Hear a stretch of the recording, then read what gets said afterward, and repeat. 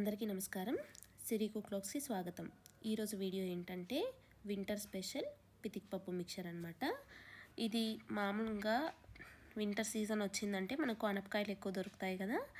అప్పుడు మనం అనపకాయలను తీసుకొని అనపకాయల్లో నుంచి గింజల్ని సపరేట్ చేసుకోవాలి. తర్వాత గింజల్ని నీళ్ళల్లో సోక్ చేసి తర్వాత గింజల్లో నుంచి పప్పుని ఇలా బయట తీసుకోవాలి. ఇలా తీసుకున్న పప్పుని ఎక్కువసేపు ఆరబెట్టుకోకూడదండి. ఒక 5 నిమిషాల పాటు ఆరితే సరిపోతుంది. లేదంటే మనకి ఆయిల్ అనేది ఎక్కువ తీసుకుంటాయి. తర్వాత మనం డీప్ ఫ్రై చేసుకోవడానికి ఆయిల్ అనేది వేసుకొని వేడి చేసుకోవాలి. ఆయిల్ వేడయ్యేటప్పుడు మనం ఇందులో కొద్దిగా చింతపండు ఉప్పు కలిపి వేసుకోవాలి. ఇలా వేసుకోవడం వల్ల ఏంటంటే మనం వేయించుకున్నప్పుడు ఆయిల్ అనేది పొంగకుండా ఉంటుంది. ఈ పితిక్పప్పుకి కాకుండా మనం ఏ డీప్ ఫ్రై ఐటమ్స్ చేసుకున్నా కూడా ఇలా చింతపండు ఉప్పు వేసుకున్నట్టయితే నూనె అనేది కిందకి పొంగకుండా ఉంటుందండి. తర్వాత మనం తీసుకున్న పితిక్పప్పుని కొన్నిగా స్ట్రెయినర్లో వేసుకొని అలా ఆయిల్లో వేసుకోవాలి. డైరెక్ట్గా వేసుకోకూడదు. డైరెక్ట్గా వేసుకుంటే ఏంటంటే చిటపటలాడి మన ఆయిల్ అనేది మన పైన పడుతుంది. అలా కాకుండా ఇలా కొద్దిగా వేసుకోవాలి. వేసుకొని మధ్యలో కలుపుతూ బాగా వేయించుకోవాలండి.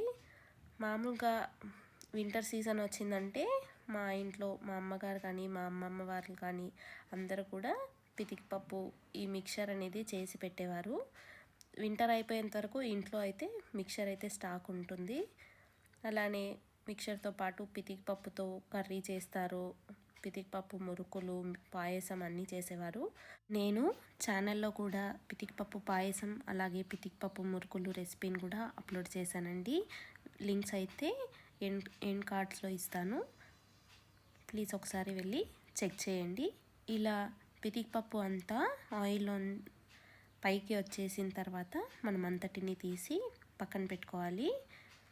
మనకు పితిక్పప్పు వేగినట్టు ఎలా తెలుస్తుంది అంటే ఇలా ఆయిల్లోంచి బుడగలు అనేది ఆగిపోయి ఇలా పైకి తేలుతాయి. అలాంటప్పుడు మనం తీసేసుకోవాలి. తర్వాత మనం తీసుకున్న అన్నిటినీ కూడా అలాగే స్ట్రైనర్లో వేసుకుంటూ అన్నిటినీ బాగా ఫ్రై చేసుకోవాలి. చూసారంటే పితిక్పప్పు నుంచి బుడగలు అనేది రావడం ఆగిపోయింది. ఇలా వేయించుకున్న తర్వాత అన్నిటినీ తీసి పక్కన పెట్టుకోవాలి.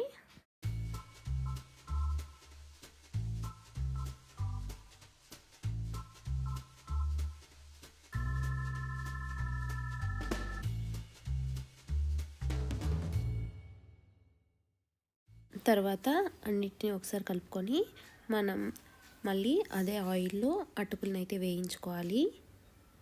అటుకుల్ని కొద్దిగా వేసుకొని తొందరగా వేగిపోతాయండి. అటుకుల్ని వేయించుకున్న తర్వాత అన్నిటినీ తీసి పక్కన పెట్టుకోవాలి. అలాగే మిగిలిన అటుకులను కూడా వేయించుకొని పక్కన పెట్టుకోవాలి.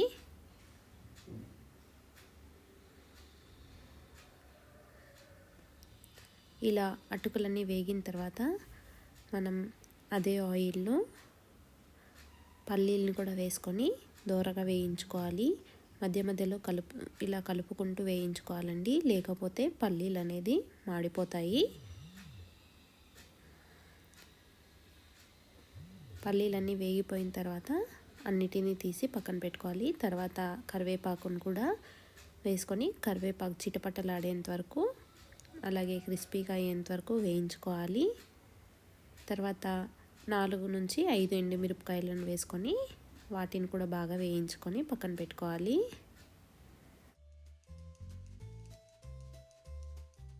తర్వాత వేయించుకొని పెట్టుకున్న అన్నిటినీ పితిక్పప్పులోకి అయితే వేసుకొని అన్నిటినీ ఒకసారి బాగా కలుపుకోవాలి.